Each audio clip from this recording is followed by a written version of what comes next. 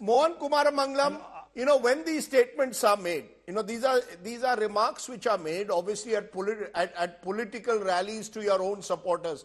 Maybe Revant Reddy wants to invoke a Telangana identity. Maybe Udaynidhi Stalin wants to play the Dravida card. But at the end of the day, this is embarrassing for a pan-Indian party like the Congress. If you want your supporters to be across the country, why would you stoke such potentially divisive identities? Whether it's through Sanatan Dharma, cow urine remarks, or now on the DNA of a particular state. Rajdeep ji, he did not degrade the DNA of a particular state. He was questioned as to what his DNA is based on his political affiliations, to which he said that my DNA is from the state of Telangana. He fell back on the linguistic and regional identity of the region he's from. He didn't say that particular identity is better than the Gurmi identity on a national level.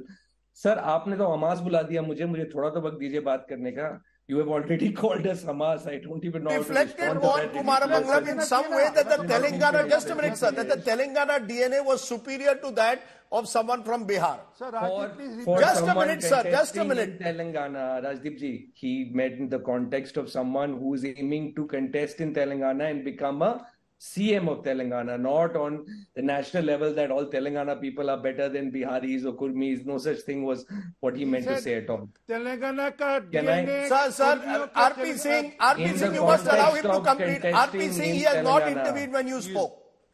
देखिए मानेंगे नहीं. Chalo, let me get back to the point. Rajdeep ji, let me say something substantive about this debate. There is a North-South divide. And the reason is that it's not Hindi, Hindu, Hindustan, which you said, but it's Hindi, Hindu, Hindutva that has very few, if any, takers in the South. And this has been historically the case.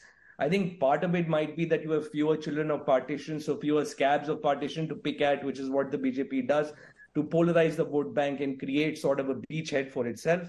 It has also, I think, historically, whether it was Deen Dayal Upadhyay or whether it was the RSS coming out of Nagpur, the BJP has always had a larger footprint. I would say as much as to say it has a foothold in the northern belt, whereas only managing to get somewhat of a toehold in pockets in the south, whether that be in, somewhat in Coimbatore. No, but the flip is operating to you. North India is becoming Congress Mukt. Mr. Mohan Kumar Mangalam, North India is becoming Congress Mukt. Just as South India, you say, BJP Mukt, North India is becoming Congress Mukt.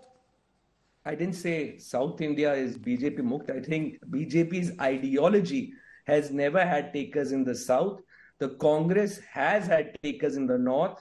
And we have won states. We won states in the last round as well. So I don't think you could say that the Congress doesn't have any takers. Yes, you could argue that the strategy that we went with this time, the promises we made or the things we said or the execution was poor.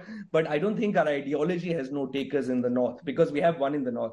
The BJP, in stark contrast, has not been able to make any base down South, barring Karnataka, where again, their play has not been Hindi, Hindu, Hindutva, but it has been more a caste-based play using Mr. Yedurappa as the face of the largest community, which is the Lingayat community in Karnataka, to build a base around that.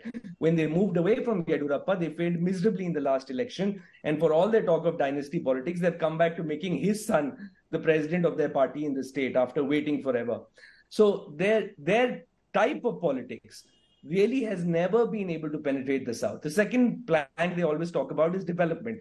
The South is already far more developed than its northern brethren. So any sort of promises of Gujarat model that Mr. Modi might bring here have no takers either. And third is, the South is not a monolith, right? Every particular state, and to varying degrees of strength, has a regional, linguistic, cultural identity. So you're saying the BJP is one size fits all. You made an important point. That diversity argument perhaps doesn't fit in with the South. The South is, first of all, far more diverse than just calling it North-South.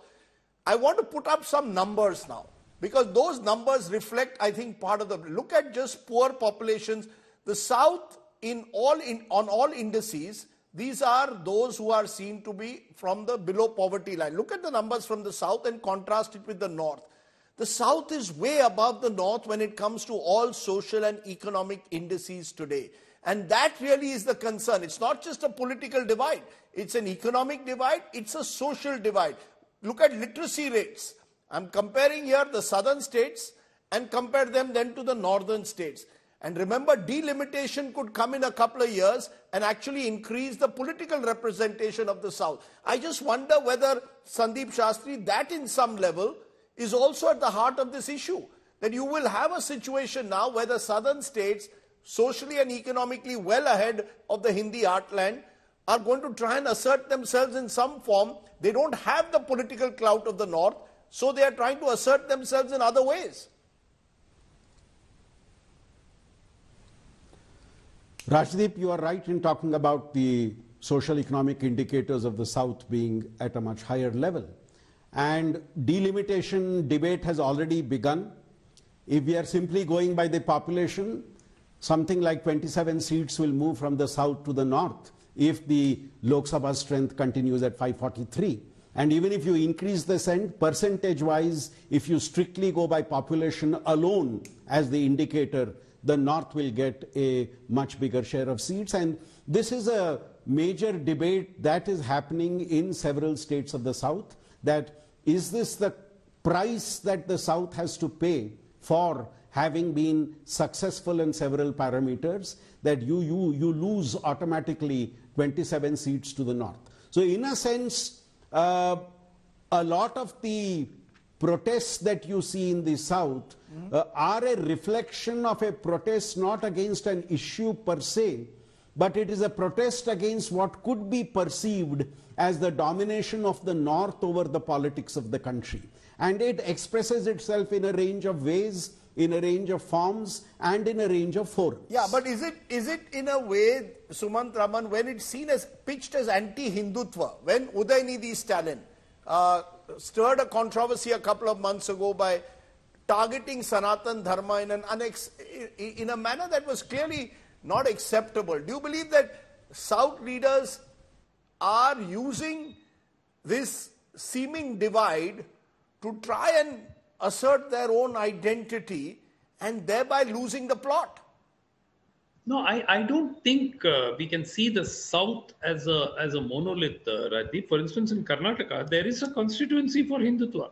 As we have seen, the BJP has been quite successful in exploiting that constituency. Even now, they are even in 24, they are going to sweep the coastal part of Karnataka where Hindutva has a big constituency. So there is an issue that there is a fear of Hindi imposition, especially after the BJP has come to power. So that is something which is pervading across the states. Karnataka has a problem. Kerala, to a lesser extent, has a problem. Tamil Nadu has a huge problem with Hindi imposition. So there is this issue. And this delimitation, believe you me, it is like a ticking time bomb.